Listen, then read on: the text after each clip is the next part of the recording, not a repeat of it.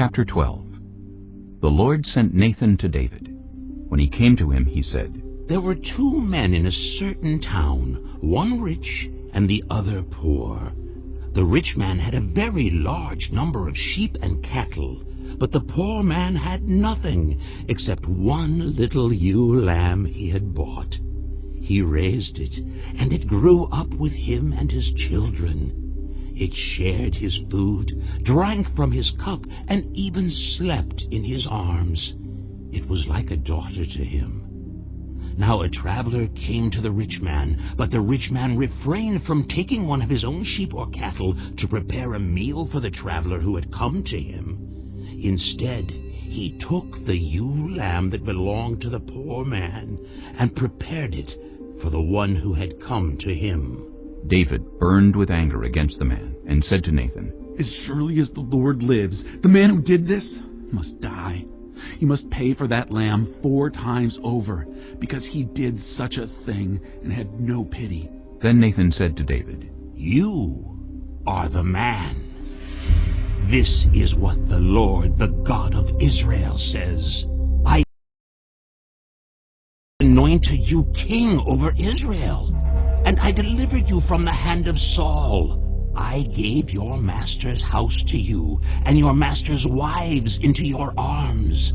I gave you all Israel and Judah. And if all this had been too little, I would have given you even more.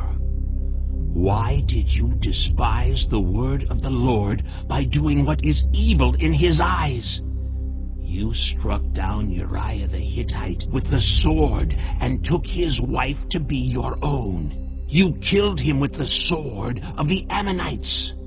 Now, therefore, the sword will never depart from your house, because you despised me and took the wife of Uriah the Hittite to be your own. This is what the Lord says. Out of your own household I am going to bring calamity on you.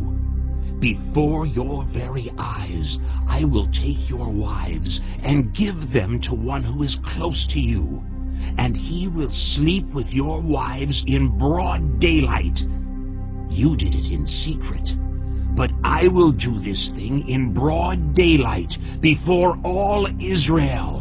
Then David said to Nathan, I have sinned against the Lord. Nathan replied, The Lord has taken away your sin.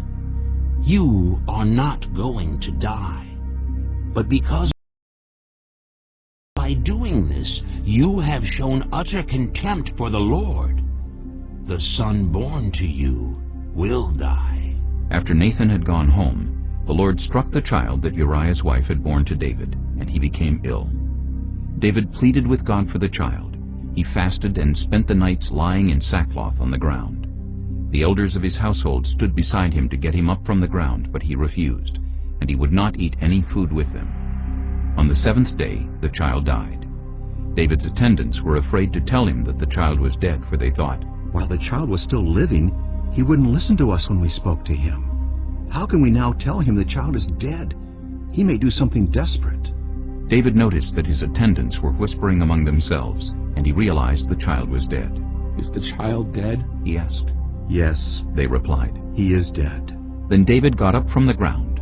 After he had washed, put on lotions, and changed his clothes, he went into the house of the Lord and worshipped. Then he went to his own house, and at his request they served him food, and he ate. His attendants asked him, Why are you acting this way? While the child was alive, you fasted and wept. But now that the child is dead, you get up and eat. He answered, While the child was still alive, I fasted and wept. I thought, who knows? The Lord may be gracious to me and let the child live. But now that he is dead, why should I go on fasting? Can I bring him back again? I will go to him, but he will not return to me. Then David comforted his wife Bathsheba, and he went to her and made love to her. She gave birth to a son, and they named him Solomon. The Lord loved him, and because the Lord loved him, he sent word through Nathan the prophet to name him Jedediah. Meanwhile, Joab fought against Rabbah of the Ammonites and captured the royal citadel. Joab then sent messengers to David, saying, I have fought against Rabbah and taken its water supply. Now muster the rest of the troops and besiege the city and capture it.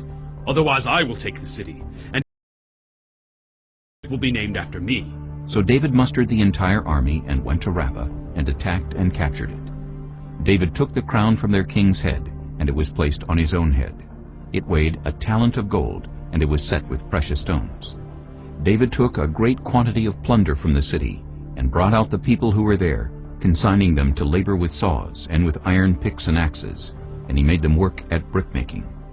David did this to all the Ammonite towns. Then he and his entire army returned to Jerusalem.